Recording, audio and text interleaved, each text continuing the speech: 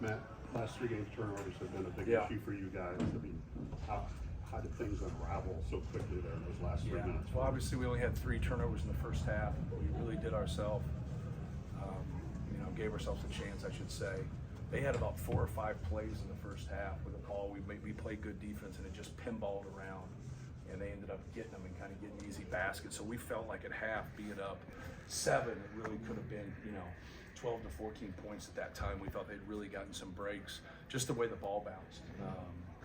But no, some of them were triple threat, just with the ball there at the end, like just triple threat, being strong with the basketball. Some of them were passes out of the post. You're trying to turn, you get square to pass the basketball. A couple of them was when they went zone press. They kind of stole some time from us at the beginning, and that's where we struggled a little bit in the last game, where we told those guys, hey, when you get it in, you got to attack right away, because if something happens, now you've bought yourself a second or two. And then we got a couple of those turnovers that way. So just had to get quality shots down the stretch, more than anything. Who cares how you got into that position? You got to give yourself a chance. We had 1 shot, was an air ball 3. A couple others, we had turnovers, but you got to be able to get good shots right there. And then if you can get good shots, obviously if you don't make it, you got a chance to rebound with good rebound balance. But just got to show more poise and toughness than we did. Matt, they did a great job rebounding against you, I felt like. And, I feel like you felt that was an area you should have an advantage. The big one is Bowie getting the offensive board, kick out to Chase for that 3 that goes ahead. Yeah, that was huge. That was huge. We didn't get a good box out there, whether they got to us or didn't get to us, but we got to secure that right there. And that was a big play in the game. Got to do a better job rebounding. We were down rebounding, I think at half by 1. So we ended up out rebounded by 6 in the second half. But for us, the way we've rebounded the basketball, it's really not the advantage that we've been getting.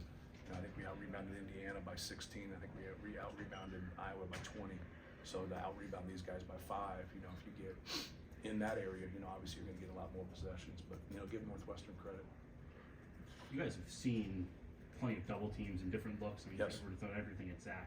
What do you think Northwestern did today that was so successful, especially in those kind of stretch possessions? They just locked into him and jammed into him. And so like now when you get there, like the freedom of movement, if they can get there quick, you stop him from turning his shoulder. If you don't, then he can open up and he can see, a lot more at that time. And it helps if you can come quick with guys that are bigger. Like Robbie Barron helps them in that double, where Beinheiser's quicker, he's not bigger. But I think he's the one that forced a couple of those. He did a pretty good job being aggressive right there. So we got to be able to pass and catch. Nothing that they did that we haven't seen before. But this is what they do, right? They double the post whether they play Zach Edey or not. So I definitely think that, helps them. But we were getting some nice dump down, dives and getting there. We just got to be able to finish it. And then when he passes across his body, like sometimes we have spots to go to, but we also have reads. And then sometimes like he'll just throw to a spot, and then the pass will go through and you think it's okay. And then he threw to a couple spots today where guys he thought they were going to be, and guys were diving. And you got to still read it. So you're always learning through your double teams, with it. He had, he got fouled 9 times in the game. Like if you go back and watch the tape, not this game, but any game, you can double and triple that. So they just don't want to keep calling it, and we want them to keep calling it. Matt, did you get an explanation on the flagrant foul call? He said he didn't play the ball. So Did you feel like the game was officiated differently in the second half from the first half? yes, a lot differently. But that's basketball, and that's being on the road, and it's our job to adjust. And we didn't adjust, and we weren't very tough, both mentally and physically. What do you use for them? How did he Well, he's a scored the streaky. first He's a half, streaky guy. Yeah. He's a guy that can, take bad shots and be on your team, and then take bad shots and be on their team. That's just the way he is. Like he's the thing that he has done for that team is how hard he's played and how he's defended. He didn't defend like that last year. He didn't defend like that the year before, and that's where the difference is. He plays hard the whole game, and he defends the whole game. And as a coach, you can live with some bad shots when you play hard and you defend. And he's really helping them. Like there at the end, he got aggressive a couple times and just made some huge plays. Obviously, the 3 from the corner, after we didn't box out and get the rebound, is a huge play. but just his overall kind of zest of playing hard and competing and guarding has really improved and really helped Northwestern.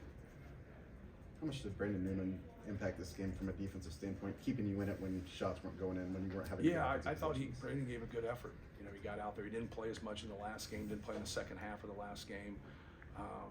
But you know, I thought he gave a good effort, and he was out there competing and defending and doing some good things. Anything else?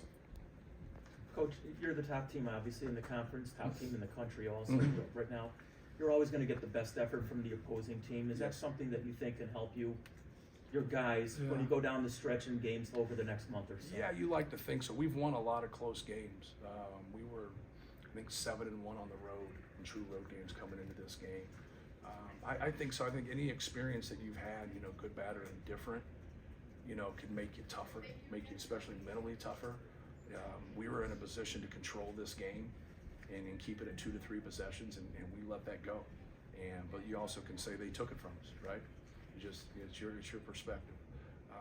But yeah, you get everybody's best shot, and you know, we told them, like, you know, you put yourself in those situations. Like now, you know, things can go either way, even though they've went our way for the most part this year, and we allowed it to get into that situation, and we had to play better. And when you play better, you take everything out of it. You take the other team, you take the refs, you take everything out of it. But when you don't, now it's, you know, the margin for error is obviously a little different.